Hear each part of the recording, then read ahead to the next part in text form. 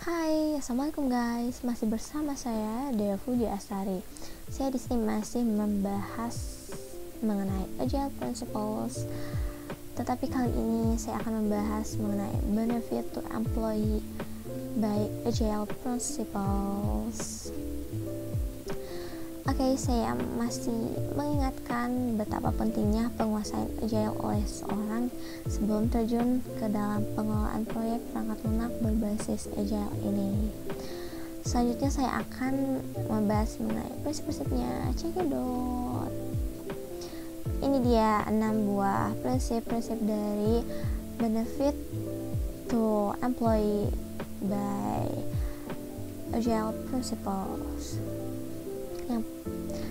Yang pertama ini ada working together daily, face-to-face communication, self-organizing teams, reflect and adjust, sustainable pace, motivation individual. Yang dimana saya akan membahas satu persatu mengenai prinsip-prinsip dari Agile benefit to employee ini. Yang pertama ini ada motivation individual, yaitu project manager harus menyediakan apa yang dibutuhkan oleh programmer dan memotivasi serta memecahkan masalah yang terjadi di internal anggota agar anggota dapat bekerja sama dengan baik. Lalu di sini ada working together dan face-to-face communication, di mana setiap anggota developer harus bekerja bersama-sama lebih baik secara offline atau bertatap muka langsung dan berkomunikasi agar komunikasinya terjaga dan tidak ada miskomunikasi sehingga program berjalan dengan baik dan berkualitas. Lalu selanjutnya di sini ada self-organizing teams, yang dimana tim ini harus dapat berinisiatif dan mandiri dalam mengerjakan atau membangun program, mengembangkan program.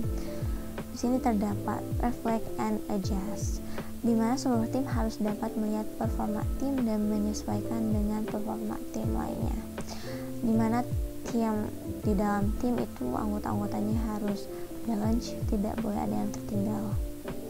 Lalu selanjutnya di sini ada sustainable pace, yang dimana ini adalah kecepatan bekerja yang dipertahankan oleh anggota tim, dan tim perlu bekerja dengan konstan, tidak melambat di tengah atau di akhir sprint. Jadi harus dapat bertahan serta mempertahankan proses pengembangan program atau tidak sering ganti-ganti. Selanjutnya ini Agile terhadap employee atau karyawan. Ini adalah sebuah keuntungan dari benefit to employee. Di sini terdapat interaksi klien dan developer lebih intens. Proyek yang berasal dari klien tentu membutuhkan penjelasan dan interaksi agar benar-benar sesuai keinginan klien. Terdapat sebuah rintangan, yaitu keinginan klien terkadang kurang dapat digali di awal, biasanya dari penjelasan klien yang kurang jelas atau memang karena sejak awal klien tersebut belum memikirkannya. Bisa saja ketika di tengah-tengah perjalanan project atau ketika dijalankan itu baru klien tersebut mendapatkan sebuah ide. Nah, ini merupakan Agile, keuntungan Agile terhadap employee. Lalu dengan adanya penerapan metode Agile ini, hal seperti tadi itu tidak akan menjadi masalah. Kenapa? Karena metode ini bersifat incremental dan iteratif. yaitu dimana mengakomodasi penambahan yang berulang-ulang atau kontinu. Dengan demikian, ide yang klien dapatkan ketika pengerjaan proyek sedang berlangsung dapat diterapkan. Selain itu, Agile mengharuskan tim bekerja dengan kecepatan yang stabil, di mana pada penerapan prinsip inkremental dan iteratif memberikan kelulusan bagi tim untuk bekerja dalam kecepatan yang terukur. Ini beda halnya dengan metode waterfall yang biasanya bekerja dengan kecepatan penuh dan semakin menurun seiring selesainya proyek. Penerapan metode Agile akan mendorong tim bekerja dengan kecepatan yang stabil dan terukur, sehingga kecepatan yang stabil ini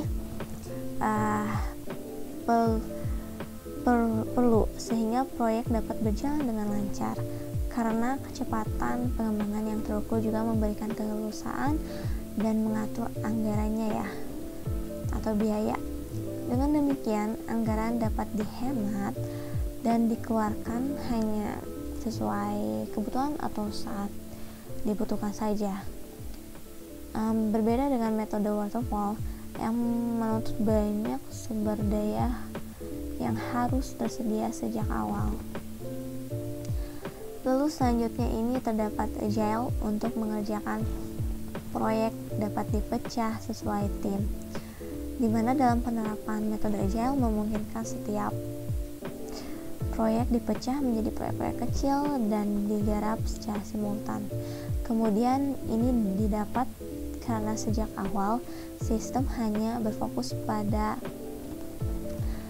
pokoknya saja, dengan desain dan implementasi sederhana mungkin, sesederhana tidak perlu ribet atau apa, dan tentunya ini akan memberikan ruang independensi yang lebih luas bagi setiap tim.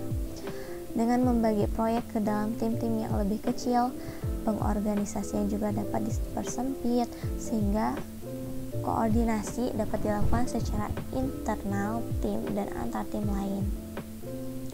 Ini tentu dapat mempercepat selesainya masing-masing proyek sesuai tenggat waktu atau deadline yang telah disepakati sebelumnya.